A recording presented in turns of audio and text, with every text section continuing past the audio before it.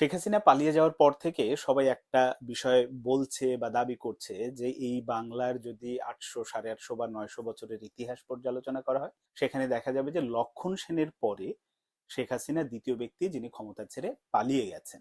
এই বিষয়টা নিয়ে আমার মনের মধ্যে একটু খটকা হলো যে আসলে বিষয়টা কি, লক্ষণ সেনের ঘটনা কোন সময়ে কিভাবে তিনি পালালেন। একটু পড়ালেখা করতে গিয়ে আমি অক্ষয় মৈত্রের রচনা সমগ্র পড়ছিলাম, এবং সেখানেই একটা চ্যাপ্টার আছে যে বঙ্গে তুর্কি আক্রমণ। সেখানে তিনি দাবি করছেন যে লক্ষণ সেন আক্রমণের মুখে পালিয়ে গিয়েছেন, এই রকম কোনো ঐতিহাসিক ভিত্তি নেই, কোনো দলিল নেই।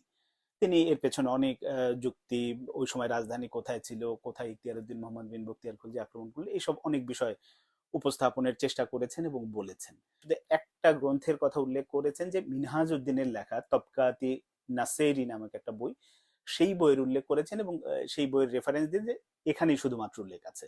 এবং তিনি বলেছেন যে মিনহাজ উদ্দিন এই যে ঘটনাটা লিখেছেন সেটা হচ্ছে ঘটনা ঘটার, অর্থাৎ লক্ষণ সেন যখন পালিয়ে গেলেন বা ইখতিয়ার উদ্দিন মোহাম্মদ বিন বখতিয়ার খলজি যখন দখল করলেন, তারও 38 বছর পরে একজন বৃদ্ধ সৈনিকের মুখ থেকে শুনে তিনি ঘটনাটি লিখেছিলেন।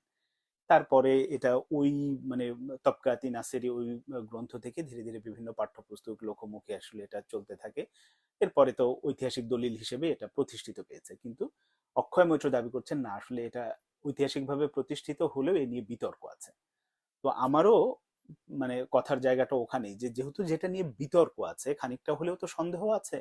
হয়তো অনেকে অনেকভাবে ব্যাখ্যা করবেন, কিন্তু 5ই আগস্ট দিনে দুপুরে শেখ হাসিনা যে পালিয়ে গেছেন, এই নিয়ে তো কোনো সন্দেহ নেই। এটা বাংলাদেশের মানুষ জানে, বিশ্ব জানে, সবাই জানে, ভিডিও থেকে শুরু করে সবকিছুই আছে। তো এই ক্ষেত্রে আমার কাছে মনে হয়েছে যে শুধু শুধু লক্ষণ সেন বেচারাকে এর মধ্যে টেনে না এনে যার ক্রেডিট তাকে আসলে পুরোপুরি আগে দেওয়া উচিত। মানে যে ম্যাচে গোল নিয়ে বিতর্ক থাকবে ওই ম্যাচ নিয়ে আলোচনা না করে যেটা আসলে আসল ঘটনা, যেটা একেবারে অ্যাকুরেট ঘটনা, সেটা নিয়ে কথা বলা উচিত। যেহেতু এটা ওই সময়ে মানে হিন্দু শাসনের অবসান ঘটিয়ে বাংলায় আসলে মুসলিম শাসন শুরু হলো ইখতিয়ার উদ্দিনের হাত ধরে। তো ফলে হিন্দু রাইটার বলি বা এই সম্প্রদায়ের যারা আছেন তারা হয়তো বিষয়টিকে খুব অপমানজনক বা মানে ভারতীয়রা খানিকটা ওইভাবে দেখে থাকেন বা থাকবেন, এই কারণে হয়তো তারা বলার চেষ্টা করবেন না লক্ষণ সেন পালিয়ে যাননি।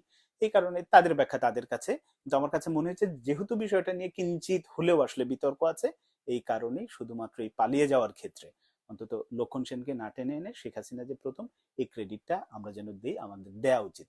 কারণ যে ক্রেডিট যার প্রাপ্য বা যার যে প্রাপ্য সেই সম্মানটুকু যদি আমরা না দিই, যার অর্জন সেই অর্জনটুকু যদি তাকে আমরা না দিই, এটা আসলে এক ধরনের বেইমানি হবে। এই কারণে আমার কাছে মনে হয়েছে শেখ হাসিনাই এই বাংলা থেকে পালিয়ে যাওয়া প্রথম প্রধানমন্ত্রী।